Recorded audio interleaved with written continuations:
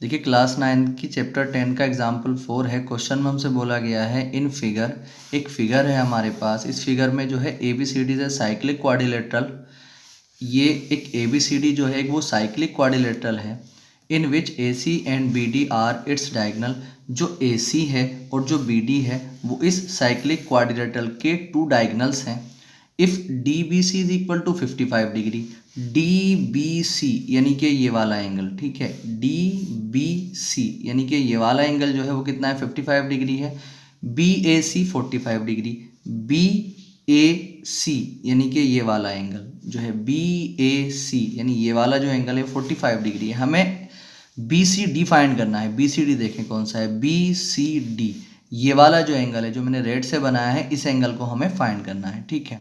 अब देखिए सबसे पहले आप ये चीज़ देखें कि अगर हम BCD को निकालना चाहते हैं तो BCD ये वाला एंगल है। अब अगर हम BCD एंगल निकालना चाहते हैं तो हमें ये मालूम है BCD जो है ये वाला एंगल है।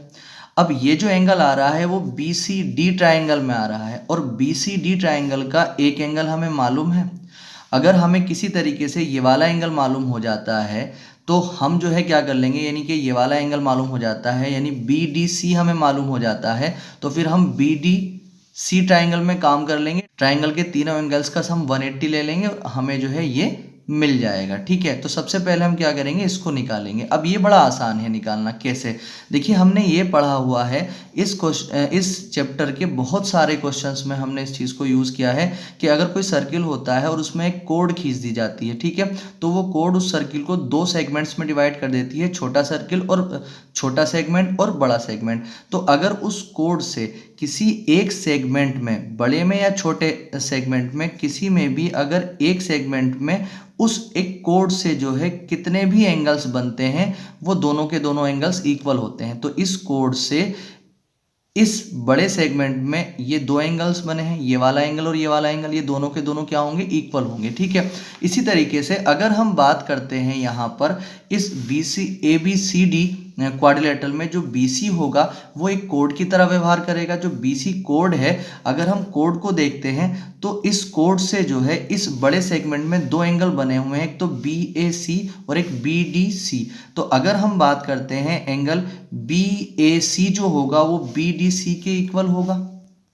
अब इससे जो है हम इसको फाइंड कर लेंगे। नहीं, जब ये 45 है तो ये भी 45 हो जाएगा, ये भी आ जाएगा, तो हम ट्राइंगल के तीनों एंगल्स का सम 180 ले लेंगे BDC ट्राइंगल में और हमें ये मिल जाएगा, ठीक है। तो चलिए स्टार्ट करते हैं इस क्वेश्चन को।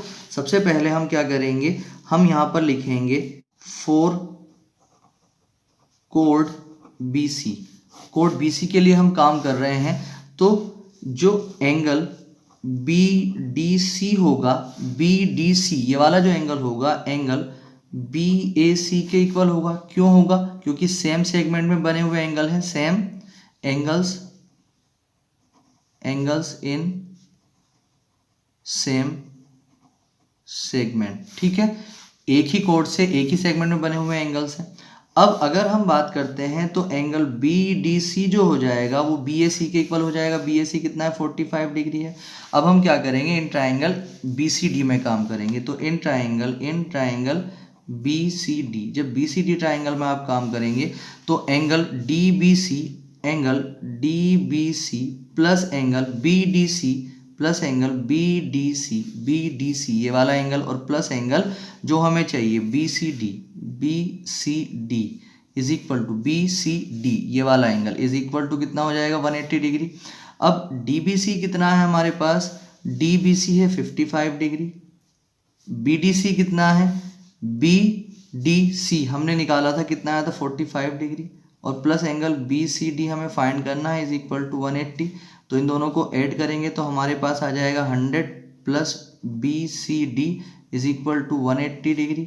अब हम क्या करेंगे, जो एंगल BCD की जब वैल्यू निकालेंगे आप यहाँ से, तो 100 इधर आके माइनस का हो जाएगा, 180 माइनस 100, ठीक है। तो ये एंगल BCD जो आ जाएगा ये 80 डिग्री आ जाएगा। ये हमारा